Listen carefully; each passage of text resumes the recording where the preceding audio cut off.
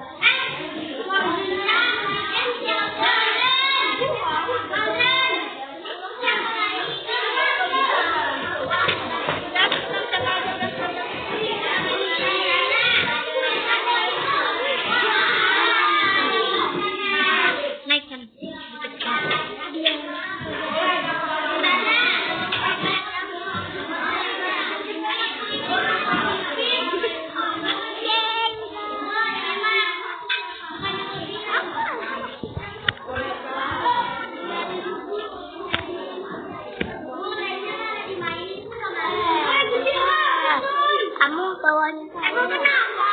Itu kan masih banyak orang. Gak kelihatan nama saya. Gimana, Jeng? Saya bisa meeting.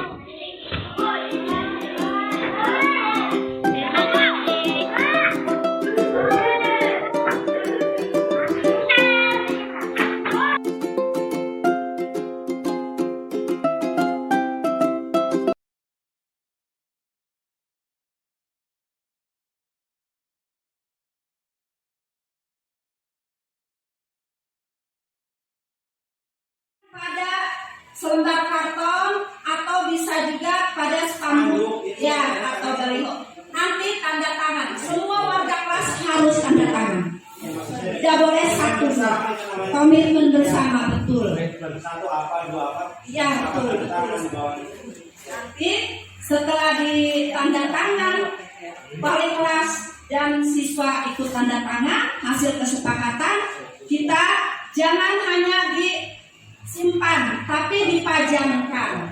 Dan juga bisa juga seperti anak-anak juga bisa kita kasih tugas ke mereka untuk membuat keyakinan kelas atau konsekuensinya sendiri melalui kertas karton atau juga styrofoam seinginnya anak, semampunya anak. Ya, nanti setelah itu ya betul dipajang lagi, dipajang juga hasil apapun, hasil kayak hasil dari anak dipajang. Ya Bapak Ibu. Selanjutnya tersedia setelah kita melakukan keyakinan kelas, kita harus tinjau ulang kembali minimal per triwulan. Sebulan sekali terlalu ini ya Bapak ya. Jadi per triwulan kita tinjau ulang kembali. Apakah keyakinan kelas yang tadi nomor 1 membuang sampah pada tempat sampah masih bisa diperbaiki lagi atau tidak? Atau masih tetap dipertahankan atau tidak? Ya, terus nanti juga anak-anak, kita evaluasi anak-anak tersebut, yaitu anak tersebut setelah membuat keyakinan kelas berubah tidak sikapnya? Berubah tidak sikapnya? Yang tadinya dia tahu karena kita membuat keyakinan kelas dengan ada konsekuensinya. Anak-anak tersebut tahu kalau misalkan saya berbuat seperti ini nanti konsekuensinya seperti ini. Saya berbuat seperti itu konsekuensinya seperti itu. Jadi anak-anak juga nanti akan menyadari sendiri. Itu untuk keyakinan kelas. Jadi salah satu yang telah disepakati yaitu budaya malu dengan kesepakatan saya malu jika budaya positif aku malu jika datang terlambat, tidak belajar, tidak masuk sekolah, tidak ikut upacara, menyontek, berbohong, tidak mengerjakan tugas, mengumpulkan tugas ya, tidak bertata krama dan sopan santun, tidak menjaga kebersihan sekolah, menuntut hak, tidak melakukan kewajiban, dan 12 tidak ikut kegiatan sekolah. Ini budaya malu ya, bukan keyakinan kelas, budaya malu. Jadi budaya malu, aku malu, itu anak juga karena mereka merasa malu kalau melakukan seperti ini. Next ya, budaya malu. Sekarang yang keempat adalah pemenuhan 5 kebutuhan dasar manusia. Ini satu, semua tindakan yang kita lakukan di dalam kelas harus dapat menciptakan sebuah lingkungan positif, aman dan nyaman. Dari keyakinan kelas yang telah disepakati bersama, akhirnya terbentuklah budaya positif. Jadi keyakinan kelas yang tadi yang sudah kita buat bersama anak dan wali kelas, ditanda tangan, semua komitmen, baru akan tercipta budaya positif. Seluruh tindakan manusia memiliki tujuan tertentu, seperti tadi ya, tidak merasa nyaman dengan hukuman. Semua yang kita lakukan adalah usaha terbaik kita untuk mendapatkan apa yang kita inginkan. Ketika kita mendapatkan apa yang kita inginkan, sebetulnya saat itu kita sedang memenuhi satu atau lebih dari kebutuhan dasar kita. Jadi kayak tadi itu, anak tidak nyaman, anak ingin dihargai, nanti larinya ke sini. Kebutuhan dasar kita atau kebutuhan dasar manusia. Apa saja sih kebutuhan dasar manusia itu? Next, yaitu satu, kebutuhan untuk bertahan hidup atau survival. Ya, di sini anak itu bukan rahasia lagi ya. Baik orang tua, anak kecil, orang dewasa, semua membutuhkan yang namanya untuk bertahan hidup. Contoh yang sederhana, kalau kita lapar, kita berusaha kan untuk mencari makanan, untuk mempertahankan hidup. Coba kalau kita tidak makan, tidak minum selama 7 hari, bagaimana? Ya kan? Ya. Kita itu kan sudah apa ya? Sudah hukum alam. Kalau kita lapar, kita cari makanan. Kalau kita haus, kita cari minum. Itu yang dari dalam diri kita ya. Selanjutnya yang dari luar. Contohnya kita kalau sedang keluar atau sedang jalan-jalan atau sedang di kebun atau apa, ada ancaman. Contohnya kita ada yang ngikutin ya, itu kan sebuah ancaman tuh. Sebuah ancaman. Kita harus berusaha untuk mempertahankan diri. Jangan mau kita diambil mudah-mudahan tidak ya. Misalkan ada yang mengikuti orang jahat ingin merampas tas kita, otomatis kita juga kan mempertahankan. Iya, membela diri. Tidak mau diancam, dikasihin lagi. Wah, itu enggak ini ya. Kita juga butuh akan ini bertahan hidup. Dan yang kedua, cinta dan kasih sayang. Love and belonging, kebutuhan untuk diterima. Ya, yang kedua itu juga sudah hukum alam. Kita ingin diterima, kita ingin dicintai. Seperti kita komunitas SD Kedalaman 1. Kita masuk di situ, kita ingin diterima, kita juga ingin diterima, dicintai, kita ingin diakui. Kalau kita tidak diakui, bagaimana perasaannya ya? Apalagi anak kecil, kita saja orang dewasa kalau merasa tidak diakui sepertinya merasa sedih. Itu juga sama dengan anak-anak. Jadi bagaimanapun kondisi mereka, bagaimanapun keadaan mereka, memang itu sudah kebutuhan mereka, harus kita terima, harus kita jaga perasaan. Yang ketiga, kebebasan, freedom, kebutuhan akan pilihan. Kita mempunyai kebutuhan akan pilihan kita.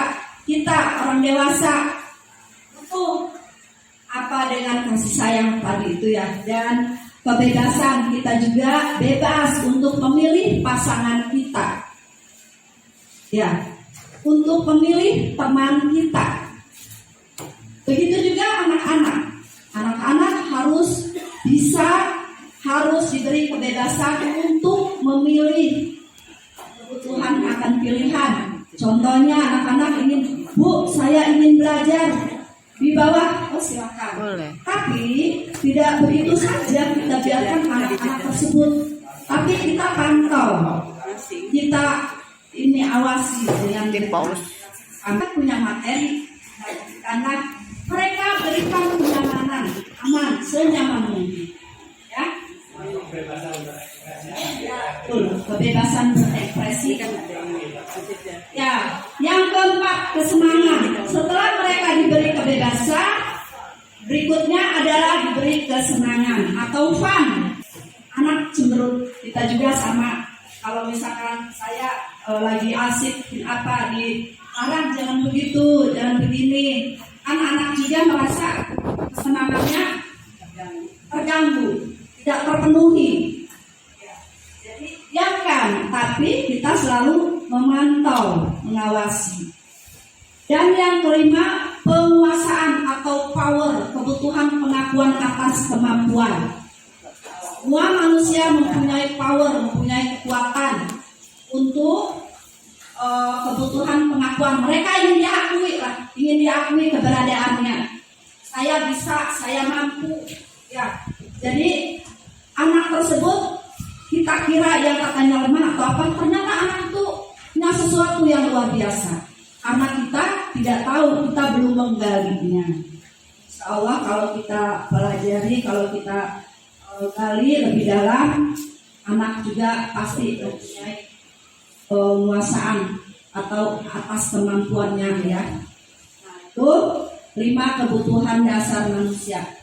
Ketika seorang murid melakukan suatu perbuatan yang bertentangan dengan nilai-nilai kebajikan atau melanggar peraturan, hal itu sebenarnya dikarenakan mereka gagal memenuhi kebutuhan dasar mereka. Gagal karena 5 kebutuhan dasarnya tidak terpenuhi. Ya, betul. Murid juga mempunyai gambar dunia yang berkualitas mereka. Sebagai guru, kita ingin mereka memasukkan hal-hal yang bermakna dan nilai-nilai kebajikan yang hakiki ke dalam dunia berkualitas mereka. Bila guru dapat membangun interaksi yang memberdayakan dan memerdekakan murid, maka murid akan meletakkan dirinya sendiri sebagai individu yang positif dalam dunia berkualitas karena mereka menghargai nilai-nilai kebajikan.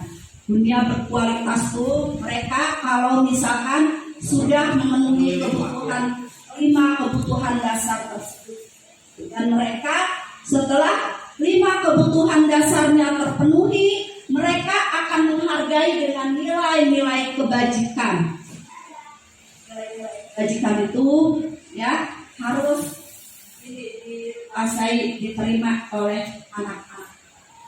Itu adalah 5 kebutuhan dasar. Next. Yang kelima yaitu 5 posisi kontrol. 5 posisi kontrol melalui serangkaian riset dan bersandar pada teori kontrol Dr. William Glasser dan Gosser berkesimpulan ada 5 posisi kontrol yang diterapkan oleh seorang guru, orang tua ataupun atasan dalam melakukan kontrol. Apa sih 5 posisi kontrol tersebut? 1. Penghukum. Biasanya saya sebagai pendidik, ya orang tua di rumah itu menghukum, hukuman fisik atau verbal. Contoh, anak terlambat datang ke sekolah, ya, kita suruh berdiri di depan. Kenapa terlambat? Berdiri di depan dengan kaki diangkat atau telinga tangan di atas telinga, ya. Ya, itu hukuman fisik atau verbal. Verbal itu kamu ini kenapa terlambat aja, bodoh kamu. Itu kan verbal, ya. Tapi sangat ini itu apa? Menyakiti hati anak, ya. Dan yang kedua, membuat orang merasa bersalah. Membuat orang merasa bersalah. Di sini pendidik biasanya jadi membuat orang merasa bersalah. Udah tahu terlambat, ya. Kamu ini terlambat saja, nggak kasihan sama bu guru. Itu kan jadi bu gurunya selalu nanti absennya dicoret lagi, kirain nggak masuk, padahal masuk. Itu juga membuat orang merasa bersalah. Si anak merasa bersalah karena saya ini membuat bu guru absennya cakap-cakap, membuat bu guru marah-marah aja. Itu kan jadi merasa saya kok nggak ada gunanya. Seperti itu nanti, ya. Dan yang ketiga, sebagai posisi sebagai teman. Sebagai teman, di sini anak dan guru melakukan posisi sebagai teman. Anak datang terlambat, kita peluk, kita sambil di ini, itu bukanlah yang pas, ya. Ya, kita tanya yang itu sambil senyum, pokoknya itu kan seperti teman, ya. Yang keempat, lihat setiap istirahat atau anak yang tadi terlambat, ya, kita awasi saja. Itu ini kita lihat dari jendela, si A terlambat aja nih, udah berapa hari terlambat terus, kok tidak ada perubahan. Berarti kita selalu memantau, ya, memonitor. Kita,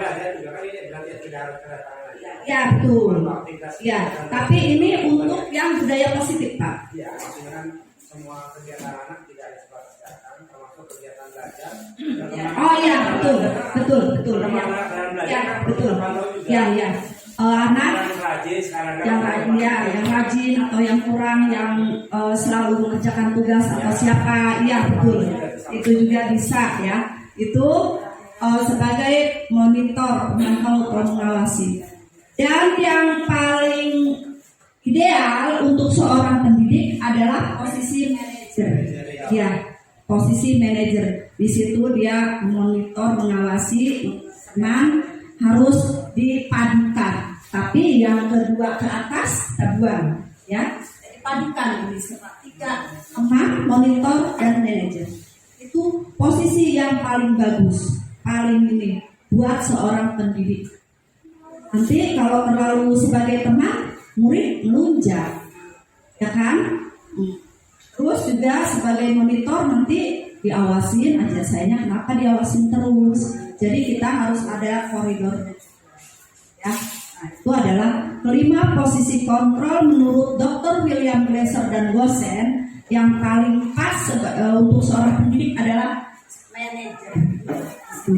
Jadi kita harus sebagai seorang manajer, kita ini anaknya kita ajak dulu, ya, ajak ngobrol dulu bagaimana untuk mengidentifikasi anak tersebut. Next. Yang keenam, segitiga restitusi. Restitusi adalah proses menciptakan kondisi bagi murid untuk memperbaiki kesalahannya. Adapun langkah-langkahnya yaitu 1. Menstabilkan identitas. Yang kedua, validasi tindakan yang salah. Yang ketiga, menanyakan keyakinan. Apa sih menstabilkan identitas itu? Next, nih ada ada gambar segitiga restitusi. Makanya kenapa disebut segitiga restitusi? Karena memang harus kita jalankan seperti ini. Validasi tindakan yang salah, menstabilkan identitas dan menanyakan keyakinan. Jadi di sini pertama adalah validasi tindakan yang salah. Contohnya saya ambil tadi ya, ada salah seorang anak yang terlambat. Setelah itu anak assalamualaikum, salaman, tapi tidak saya suruh berdiri, tapi dia gak terlambat. Duduk dulu, biarkan ya ini dulu menata hatinya, ya menata hatinya supaya dia tidak merasa takut, supaya dia merasa nyaman.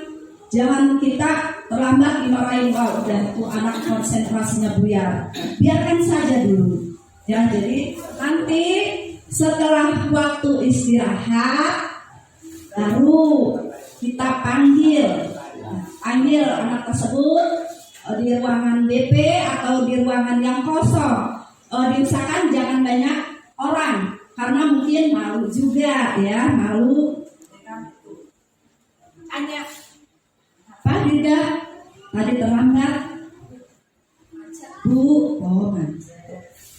Naik apa? Naik motor. Ya silakan gitu anak. Oke, kalau macet supaya tidak macet, bagaimana caranya? Berangkat pagi. Nanti mulai besok-besok berangkat pagi ya. Jangan siang. Kalau siang nanti terlambat lagi. Itu.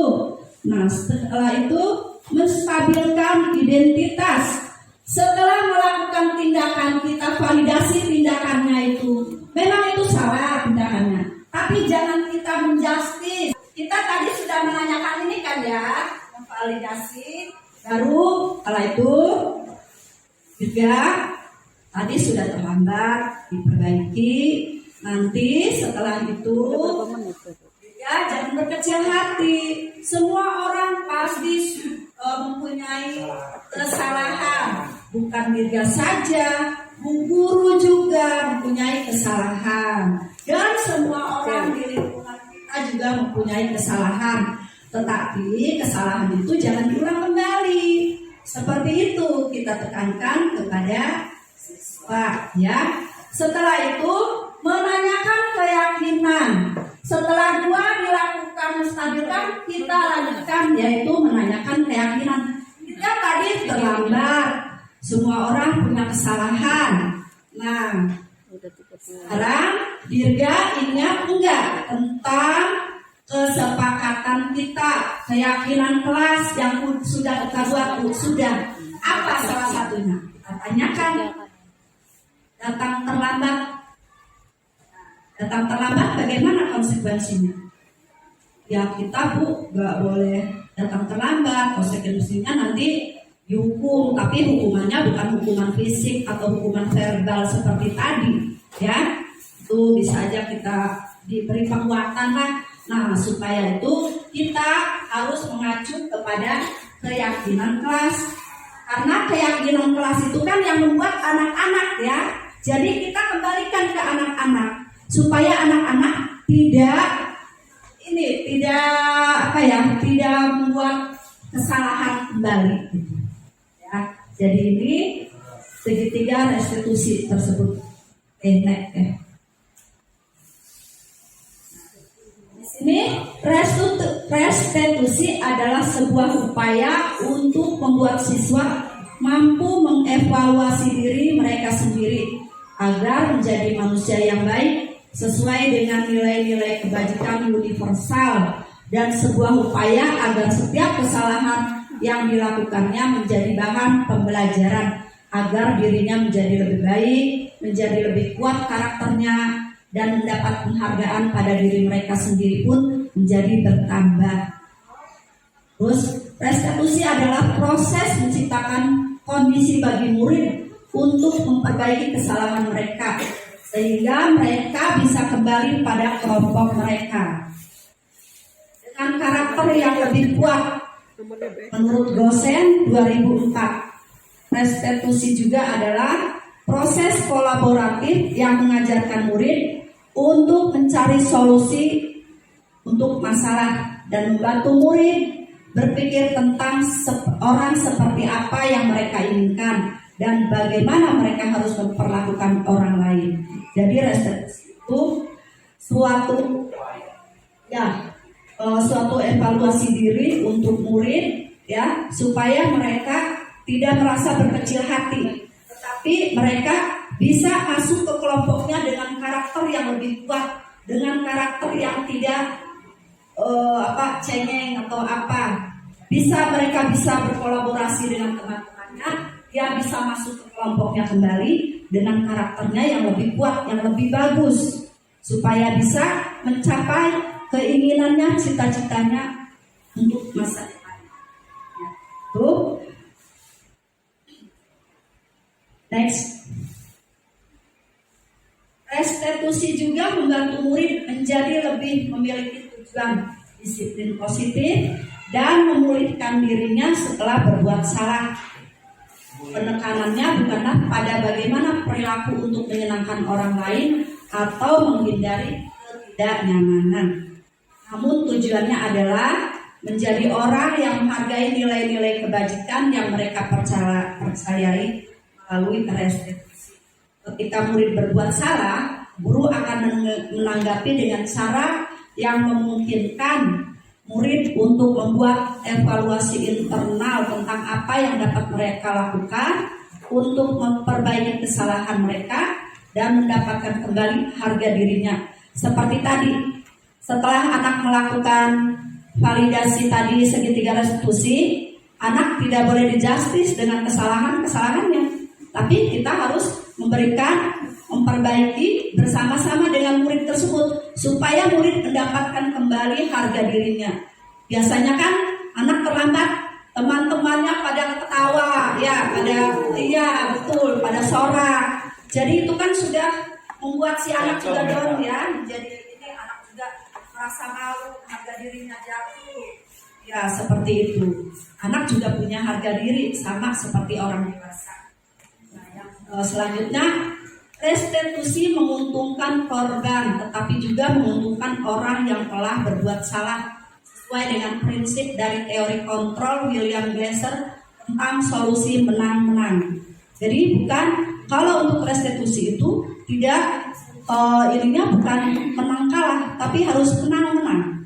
Ya, menang dan menang. Jadi di sini si anak yang merasa itu juga merasa dihargai, merasa menang. Guru pendidik juga sebagai pendidik tidak menjatuhkan anak, tidak memberikan hukuman, tetapi memberikan solusi bersama-sama dengan teman-temannya juga, berikan solusi. Itu yang dimaksud dengan menang-menang, bukan tentang menang dan kalah. Kalau pertandingan dia menang dan kalah. Next.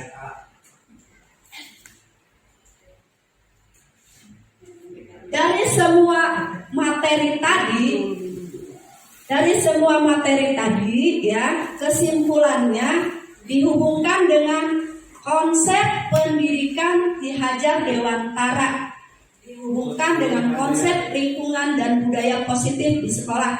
Satu, sebagai seorang guru kita diibaratkan sebagai seorang petani yang memiliki peranan penting untuk mewujudkan tanamannya tumbuh subur. Kita akan memastikan bahwa tanah tersebut, tempat tumbuhnya tanaman adalah tanah yang cocok untuk ditanami. Maksudnya di sini, tanah itu sekolah, kelas kita, sedangkan petani itu kita semua, para pendidik. Itu diibaratkan petani dan tanah itu anak. Nah, kita ambil contoh.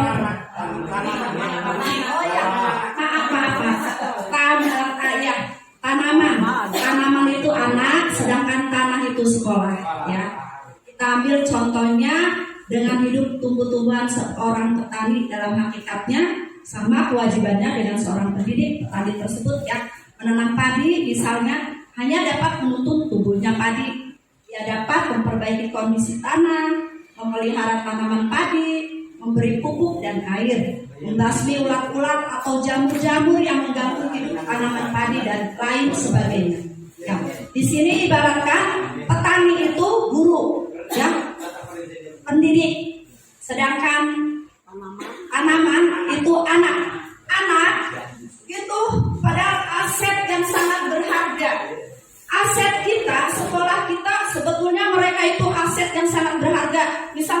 600 siswa. Itu aset kita yang paling berharga.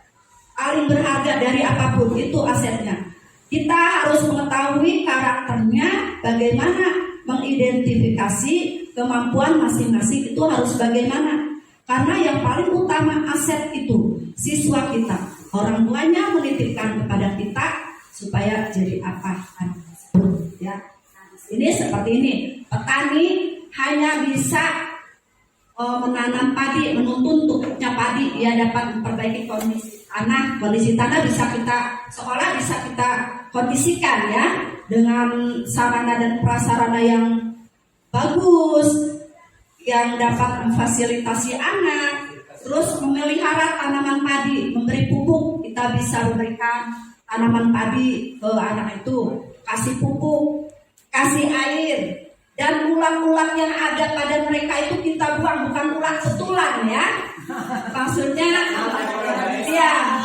ya seperti yang negatif-negatifnya atau jamur-jamur yang mengganggu hidup tanaman padi lain dan lain sebagainya. Di sini seorang petani menanam padi tidak mungkin akan tumbuh jagung ya.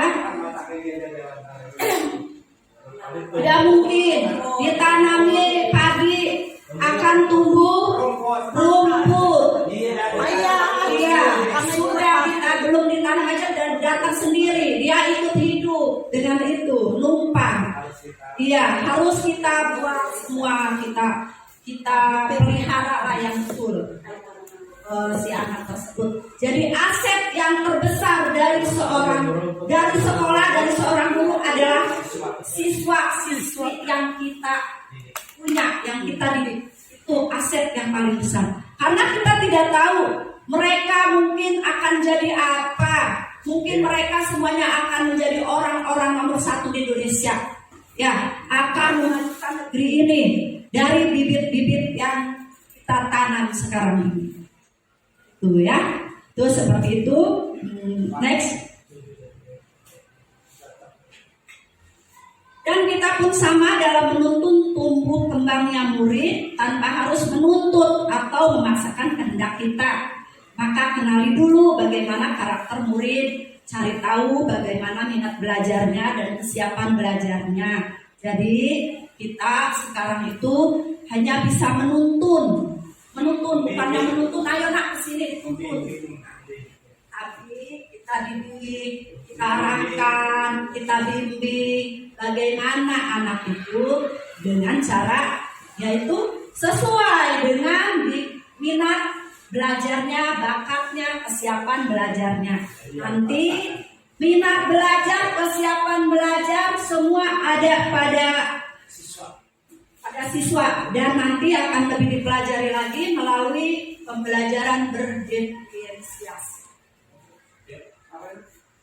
Pembelajaran berdiferensiasi itu berdiferensiasi ini nanti belajar tentang bagaimana berdiferensiasi itu nanti kita akan minat belajarnya bagaimana, kesiapan belajarnya bagaimana, nanti lebih itunya di pembelajaran modul berikutnya.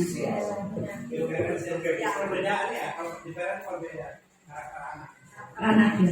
Kesimpulannya dari materi ini adalah sekolah diibaratkan sebagai tanah, ya, tempat bercocok tanam, sehingga perlu usahakan agar sekolah jadi sebuah lingkungan yang menyenangkan, aman, nyaman untuk bertumbuh, serta dapat menjaga dan melindungi setiap murid dari hal-hal yang kurang bermanfaat atau bahkan mengganggu perkembangan potensi murid.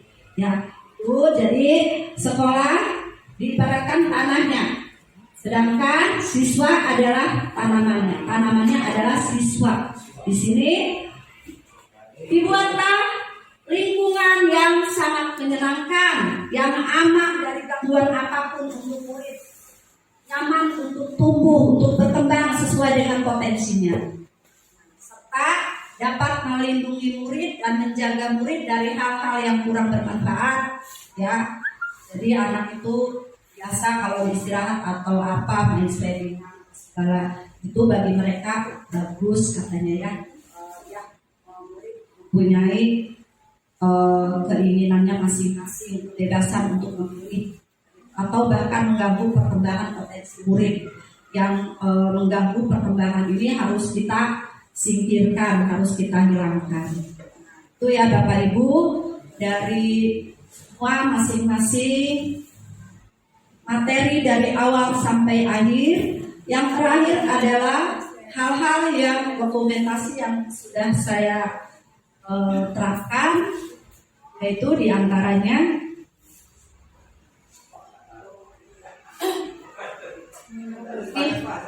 anak saya dan anak-anak sudah membuat kesepakatan kelas. Mereka yang membuat, mereka yang menulis. Satu apa? Dua apa? Mereka tanda tangan. Ya betul, kesepakatan kelas, ya komitmen dia. Ya, karena ini anak semua dan ini yang menyenangkan, pembelajaran yang menyenangkan. Saya ajak anak keluar untuk menghirup udara di luar. Jangan terkungkung di dalam kelas terus, kasihan. Ya, jadi anak-anak saya ajak mereka belajar sambil bermain. Ya, pelajaran yang menyenangkan di sini. Anak-anak juga boleh, ibu boleh bawa makanan, makan di sini, makan. Ayo sama guru juga kita bacakan di situ. Jadi anak senang ya. Ini juga setelah anak mengerjakan tugas, anak-anak juga harus menampilkan hasil karyanya. Anak-anak senang. Guru saya mana fotonya? Guru saya mana fotonya? Iya, nanti nak sabar ini hasil karya ya.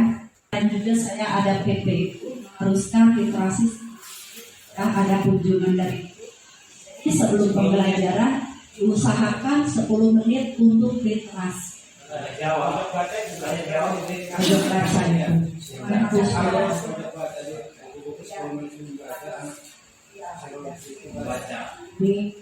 Ini ya, kalau saya pojok bacanya di sana.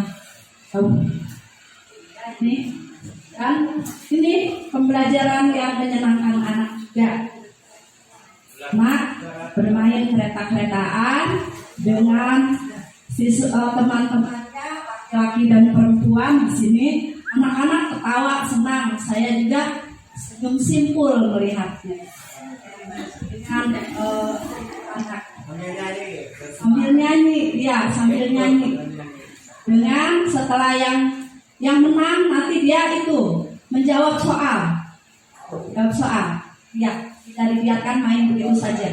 Yang ini adalah mengidentifikasi karakteristik. Di sini ada anak saya yang kebetulan Pak Haji kemarin saya cerita bahwa di kelas 3A ini Bu banyak sekali potensi untuk tahfiz. Ya.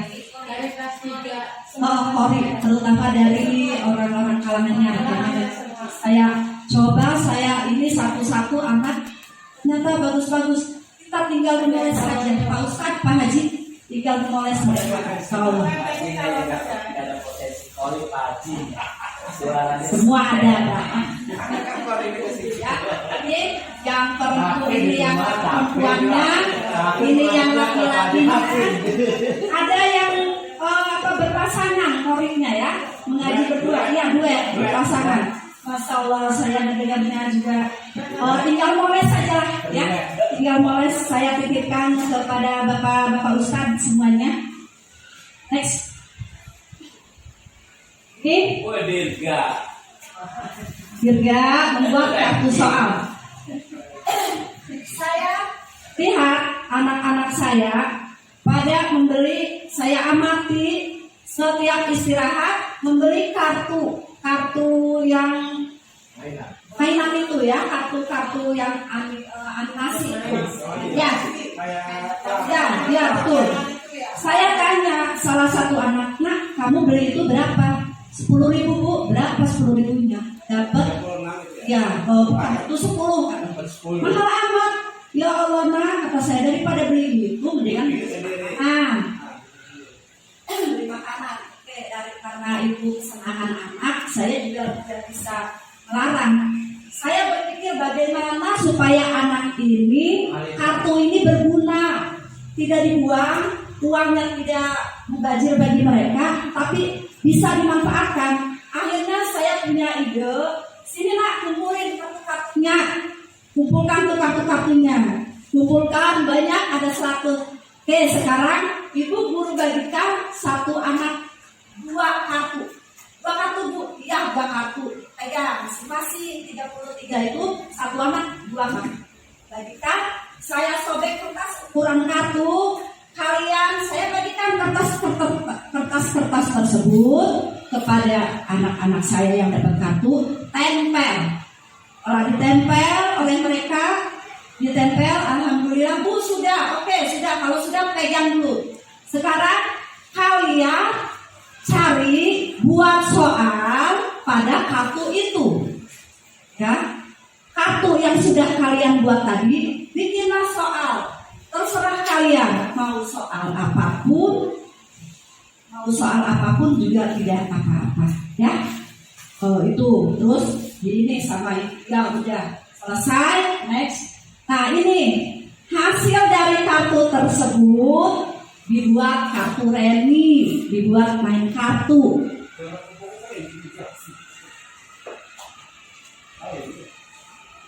Dibuat main kartu sama mereka. Ini hasil ini udah gitu ya. Dibuatlah main kartu sama anaknya tadi. Nih. Ya, ini kartunya sedang dikocok oleh mereka. Kartu-kartu tersebut dengan soal-soal seperti main kartu itu Pak ya, dibagikan. Yang bisa menjawab dengan saya kasih juga lembaran penilaiannya mereka yang nilai bagaimana caranya supaya anak-anak ini bisa. Ya, selanjutnya. Oke. Setelah semuanya yaitu refleksi pembelajaran. Setelah kita melakukan semua pembelajaran, setelah kita melakukan semuanya yang sudah dalam seharian itu, kita harus melakukan refleksi pembelajaran. Yang adalah anak, refleksi pembelajaran. Ya, itu juga yang membuat siswa mereka menuliskan bagaimana sih dia seharian itu belajar, bagaimana perasaannya setelah belajar dengan situasi yang seperti itu, situasi yang sudah dibuat senyaman mungkin, ya. Dan ini praktek restitusinya, Bapak Ibu, yang sudah saya lakukan, praktik restitusi kelas. Ini ada siswa yang juga terlambat, tapi tidak dimarahin, silakan bergabung dengan komunitasnya. Yang kedua, tidak mengerjakan PR. Lihat, memelas. Nah itu. Nah dari itu semua kita juga menanamkan kemandirian kepada siswa ya, sesuai dengan profil pelajar Pancasila yang menyenangkan. Nah ini juga berkreasi, membuat kreasi anak-anak sendiri. Tuh hasil semuanya. Terima kasih, hatur nuhun. Mohon maaf atas segala kekurangan, kesalahan. Itu milik saya, kesempurnaan milik Allah, dan sempurna itu adalah suami saya, rokok. Terima kasih. Mohon maaf. Assalamualaikum warahmatullahi wabarakatuh.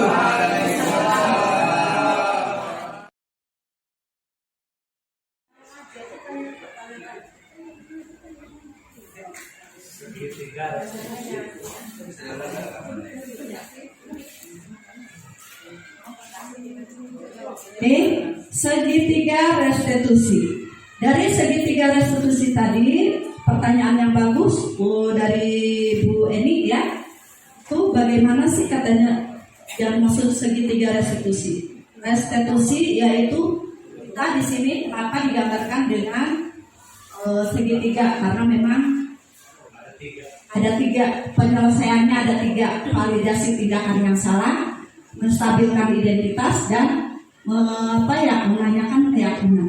Jadi segitiga tidak restitusi tersebut, yaitu suatu keputusan yang diambil oleh kita dan bersama-sama dengan siswa untuk memperbaiki keadaannya, untuk memperbaiki kesalahannya, ya, mengevaluasi kesalahannya. Tapi tidak akan membuat injustice kamu salah, tidak. Tapi kita harus bisa mengolahnya. Bagaimana sih anak itu supaya tidak merasa bersalah? Ya, jadi supaya anak tersebut bisa menyadari kembali dan memperbaiki serta bisa kembali ke komunitasnya seperti yang saya itu tadi ya bilang tadi, bahwa anak-anak kalau misalkan contoh terlambat itu mereka pasti dengan keadaannya malu sama teman-teman, takut sama guru karena datang terlambat. Sudah bagaimana kita membayangkan perasaan anak? Jadi setelah itu anak kita seperti itu dirangkul, kita tanya, kita jadikan sebagai anak ya, betul-betul nanti. Nah setelah dia melakukan itu, menyadari akan kesalahannya, nanti dia akan mencarikan itu, kita kembali ke ini, menanyakan keyakinan kelas. Jadi tadi keyakinan kelasnya apa yang kita buat? Itu Bu, membuat tidak boleh terlambat, ya tidak boleh terlambat. Oke, nah di situ, oke. Jadi ke depannya, ya betul, tidak boleh melakukan kesalahan lagi untuk terlambat, kita perbaiki. Nah setelah itu dia merasa mempunyai penguatan, ya. Saya tidak dimarahin guru, tapi saya diberi penguatan, saya diberi untuk memperbaiki diri, ya diberi waktu. Nah kembali dia ke komunitasnya. Dia sambil mencari solusi ketika keterlambatan anak itu, kenapa kan itu? Kalau memang masalahnya di rumah, misalnya karena tidak ada yang mengantar atau sulit, tadi kan kita juga harus membuat suatu cara bagaimana supaya kondisi ini tidak terjadi terulang-ulang untuk yang berikutnya. Iya. Tapi kita harus mengetahui solusinya dulu, kan kadang-kadang kita juga jangan biasa tadi ya. Minimal kita harus mengetahui juga latar belakang keterlambatan anaknya kenapa. Ya, ini validasi tindakan yang salah. Masukkan sini. Ya tadi itu kan. Ya. Nanti kalau memang ada permasalahan di anak dan memang belum ketemu, paling enggak kita juga bisa memberikan solusi kepada anak. Betul. Misalkan dengan cara mengeluarkan orang tuanya, keterlambatan dengan aduan atau solusi seperti apa supaya memang untuk kedepannya anak tidak terlambat kembali. Lagi tidak mengulang lagi kesalahan itu, kesalahan yang sama gitu ya. Mengurangi. Jadi ini intinya ingin membuat anak tersebut mempunyai karakter yang lebih kuat supaya tidak merasa harga dirinya jatuh, supaya tidak merasa saya ini paling lemah, paling ini tidak. Jadi membuat solusi supaya anak motivasi supaya anakku kembali ke kelompoknya, ke komunitasnya dengan karakter yang lebih kuat, percaya diri lah, ya pede, percaya diri seperti itu, ya. Jadi harus kita jangan membuat supaya anak ini jangan lemah, jangan dilemahkan seperti itu. Tapi kita harus kuat, harus menguatkan. Bagaimana sih supaya anak tersebut kuat? Jadi ya ini ya. Bagaimana Bu Haji? Terima kasih. Selanjutnya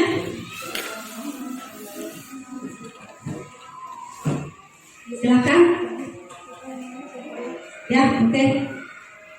Terima kasih kesempatannya kepada Bu Iva. Bukan pertanyaan sih Bu Iva ya, cuma ingin berterima kasih kepada Bu Iva yang setidaknya memberikan pencerahan kepada kita, terutama saya sendiri baru tahu yang namanya segitiga restitusi. Jadi baru paham seperti itu. Mungkin sebetulnya kita sudah melaksanakan itu Pak Ibu ya di kelas.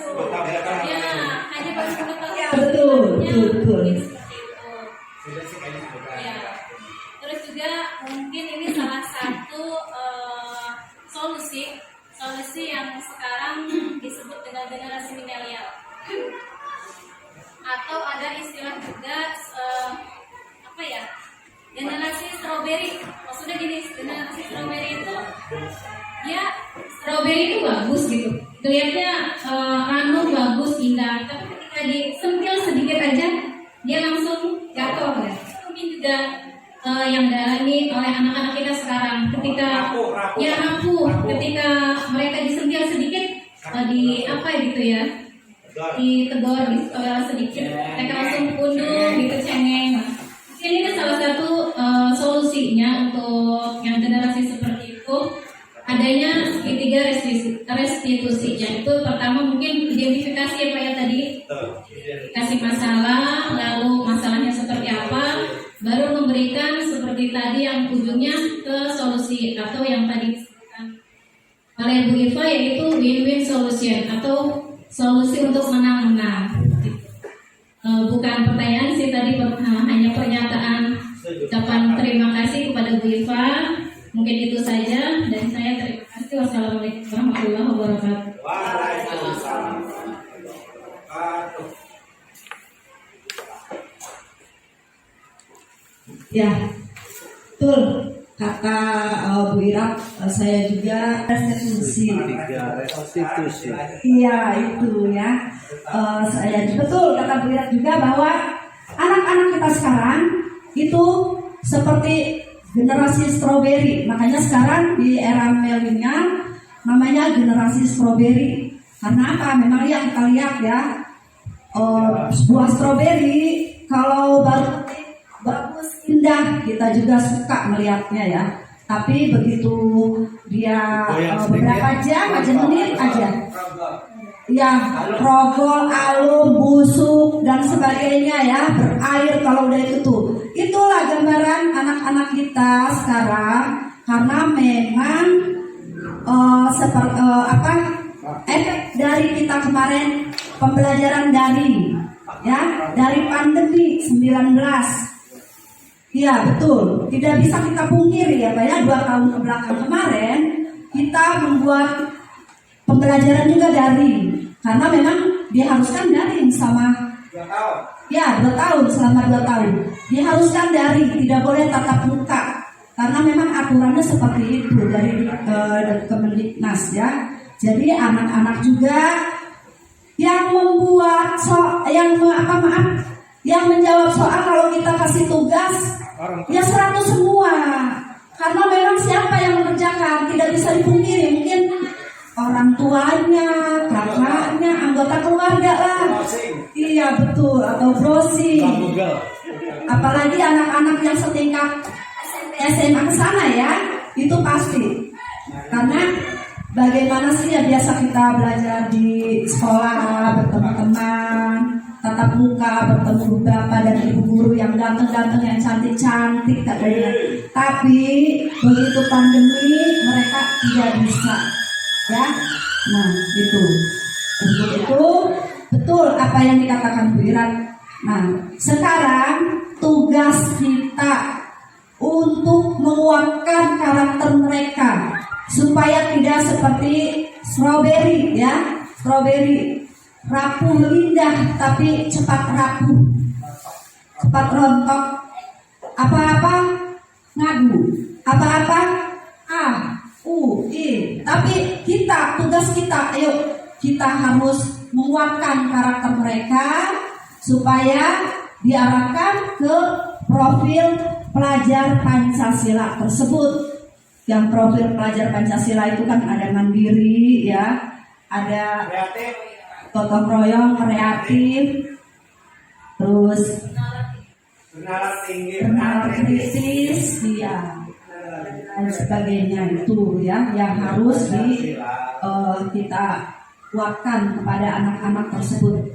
Jadi jangan sampai anak-anak ya itu tadi, jangan seperti buah stroberi bagus tapi cepat rapuh, cepat menangis, apa-apa tuh ngadu, apa-apa tuh ngadu. Tapi kita juga harus ingat, bukan hanya kondisi atau faktor dari sekolah, mungkin juga faktor dari keluarga, ya, dari keluarga, ya, karena memang keluarga tersebut tidak memanjakan anak supaya anak tersebut apa-apa diturutin, apa-apa dikerjakan, tidak dilatih mandiri oleh orang tuanya. Ya. Yang saya ucapkan terima kasih kepada Bu Ira, memang betul atas kesimpulannya tadi. Jadi kesimpulannya tadi ya Ibu Bapak, yuk kita semua pelan-pelan mengerjakan segitiga restitusi ini dengan langkah-langkahnya seperti ini. Itu saja, ada itu pertanyaan lagi.